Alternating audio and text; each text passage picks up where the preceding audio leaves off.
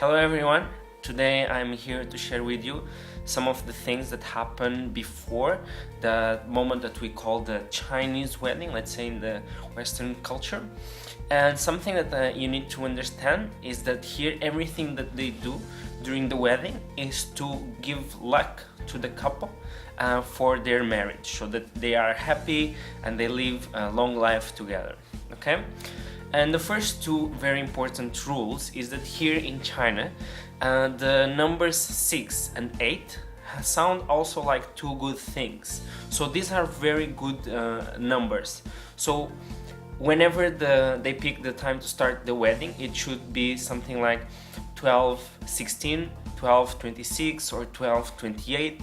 Yeah, so because it's a good number, so that's the moment they will choose to start the wedding, to wake up, always around these numbers.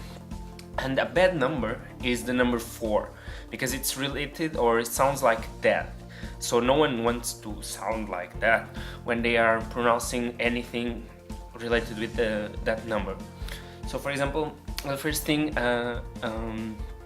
I got shocked with, let's say culture shock, was when I was asking, so how much money should we give as a gift for the wedding, for the couple? And they said that I should give not 400, because we were considering to give between 300 and 500 RMB. And they said, okay, so why not to give 400? And they said, no, 400 is bad, because 4 it's a really bad number. Okay, so it should be like 300, 500 and something. So in the end I gave like 666, so like a lot of good numbers. Okay. So what happens before the wedding? That happens more or less at noon. Okay, so the first person to wake up on that day is of course the bride.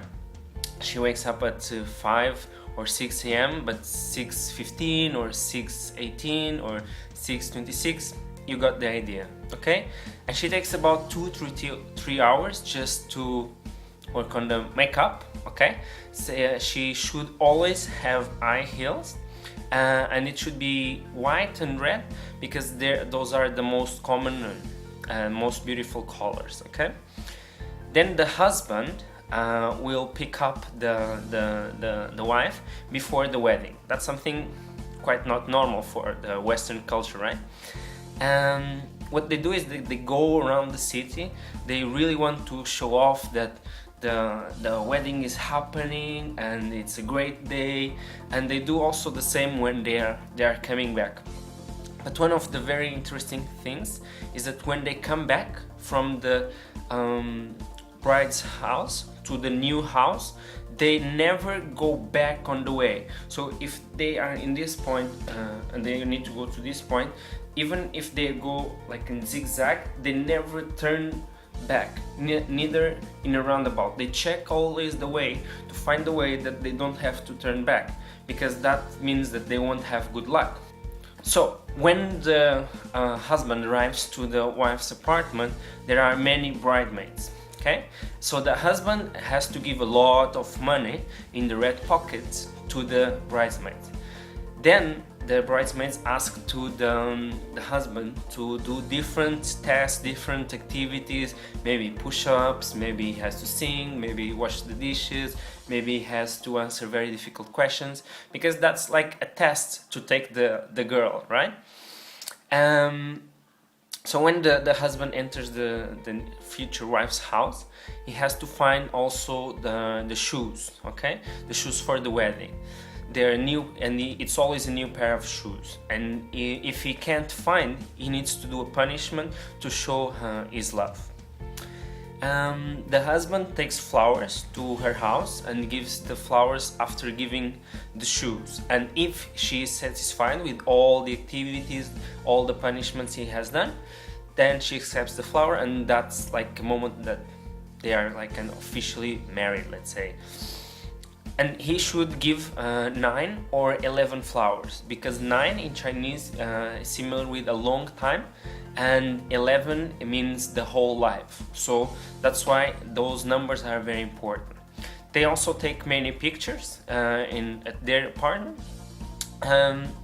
And then when the husband takes the wife to the car, her brothers or cousins have to carry her so she can touch the floor. From her apartment to the future apartment, they cannot, the bride, the wife cannot touch the floor, okay? So she has always to be carried. And also one bridesmaid takes a red umbrella to protect the wife, okay? I don't know, just another thing to give luck. The wife sits on the first car, okay, which is red and golden, and the husband sits on the second car. I also don't know why they don't go together. I think it's to show some respect for the wife or something like that. And of course the first car, the car where the wife is going, is the most beautiful. And if you remember the thing about the numbers, is they go with 6 or 8 cars from one apartment to the other, always buzzing a lot. And if the family is really rich, then they would go with 16 or 18 cars, and the cars look all the same, okay? They pick like cars that are similar, okay? They also take a big bucket of gifts from the wife's house, so their parents, all their family members will give very different kinds of gifts like simple noodles or cups or toothbrush or even chicken or any kind of meat, because it represents all the things that she will need, and probably she will also miss their new apartment, but they don't want that she won't have, like, that she doesn't eat or anything like that. So that's why they give those kind of gifts.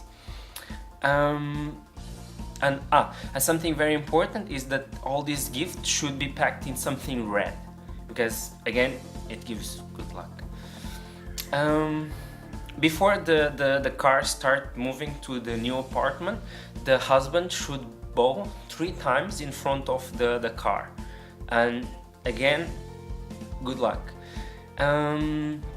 When they arrive to the new apartment, then the husband should carry the wife to the new house, and they bow again, both together in front of the new house, with the red carpet on the floor, many chairs for the people who are there, and in the front there will be their parents, and they will bow for their parents, for their God, let's say, and they bow for each other, okay? And there, at this moment, there is a speaker, because there's always 2 people with the couple telling them everything they have to do, because you can imagine with so many details that you cannot forget to give good luck. And there's always 2 people with them telling, now you have to do this, now you have to do this, and they are also the speakers. So when they are in front of the new house, it's quite funny actually. They make many jokes and everyone is laughing. I don't understand what they were saying, but it seemed really cool. I never saw so many people really happy before or during this kind of moment in wedding, so it was really nice. And usually they enter the house more or less about 10, 16, 10, 18 a.m. So again, the numbers to give good luck. And after this part, they go to the new house to rest for a few minutes and put the wife's things in the new house.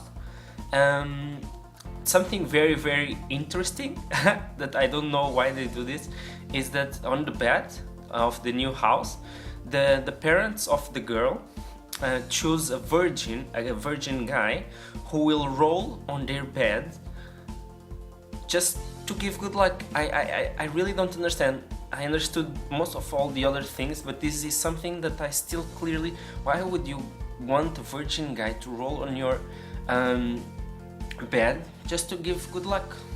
I really don't know, but it's quite interesting. After this, they go to the hotel or the restaurant, where there's many tables, many people eating, while let's say the wedding, the moment where when they are finally together really happens, and that's when they have the normal wedding.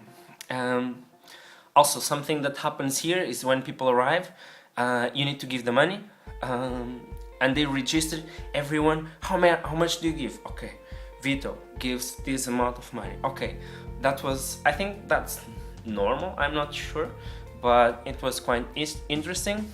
And for me, the last culture shock here, or interesting part, is that they told me in advance that there would be a lot of food, really a lot. I think I have never seen so much food in my life, really.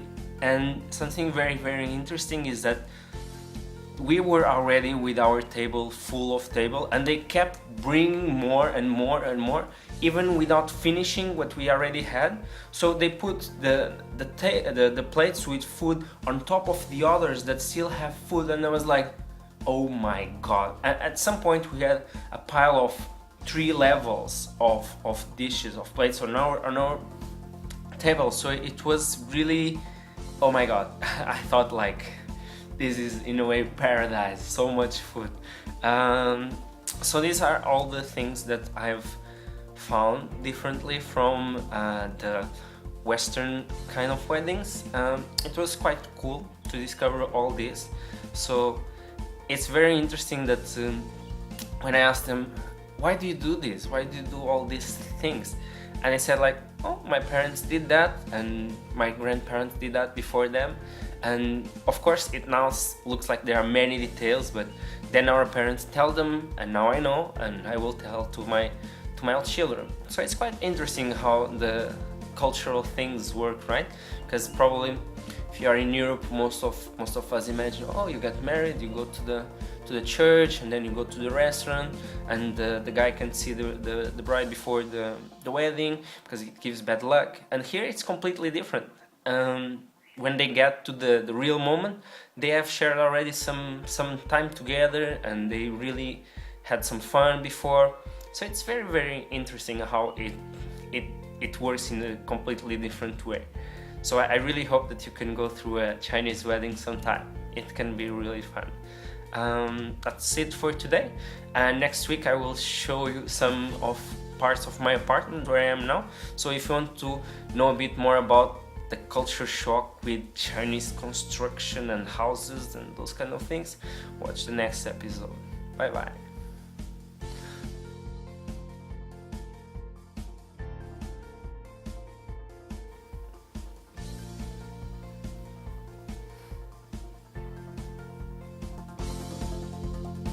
Hello.